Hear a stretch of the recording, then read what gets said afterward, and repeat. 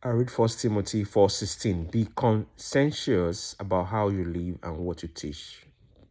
Persevere in this, because by doing so you will save both yourself and those who listen to you. One of the things I want to draw your attention to is that the message of the minister is first to the minister. So take it to yourself and to the message. The message you're preparing is so necessary for your own soul. It's first your own food.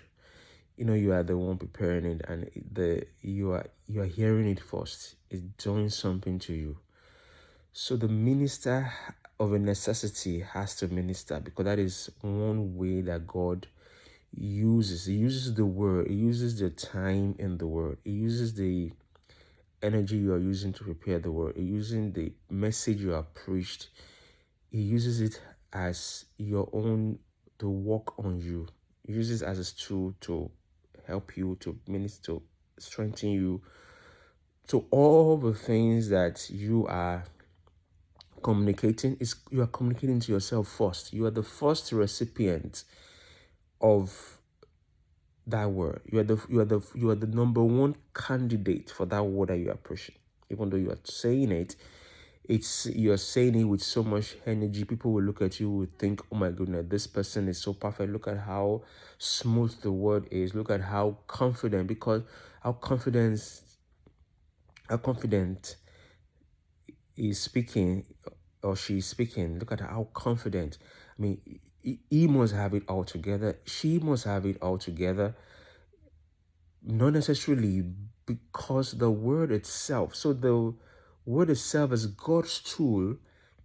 That's what I'm trying to emphasize this today. That the word itself is God's tool, not just to the hearer, but the word itself is God's tool to the speaker. First of all, so the speaker can have the tendency of thinking, oh, the reason I'm speaking this word is because I'm more advanced. Not necessarily. You're a tool in God, and the revelation has come to your spirit, but it needs to sink to your soul. And that, being just aware of that, being aware that this word that I'm speaking doesn't mean I'm perfect in this area. It doesn't mean I am better than the people listening in this area. It just, I'm a tool in God's hand. Paul said, Apollo, I plant, Apollo water, God gives the increase. That's what Paul said. So we are God's workman. You are God's house, right? That's what he said in the book of First Corinthians, talking to the church there. So we're God's house. We're God's workman. However, we are also, at the same time, God's house. The ministers are also God's house. They also, that word, that message also needs to do a work in your heart. That word, so taking the engrafted word, book of James now, taking the engrafted word, take that in, and it's able to save your soul.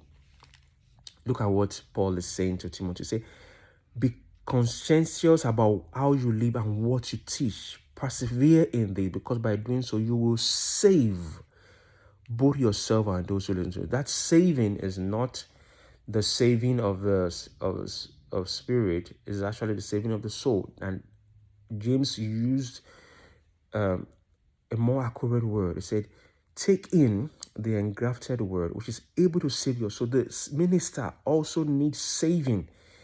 You need help. You need the grace that is being released through that word to help your listener. The same grace, you probably need it multiple. The same grace. So this word may be coming to you, that you avoid the arrogance, the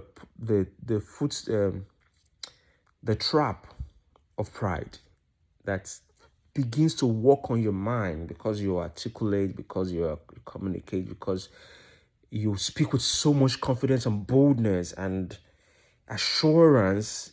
We might begin to think that means you've arrived in that thing that you're preaching. Not necessarily, is what I'm saying. And Paul is saying, Your word has something to do with the saving of your own soul as a minister. God bless you. See you tomorrow.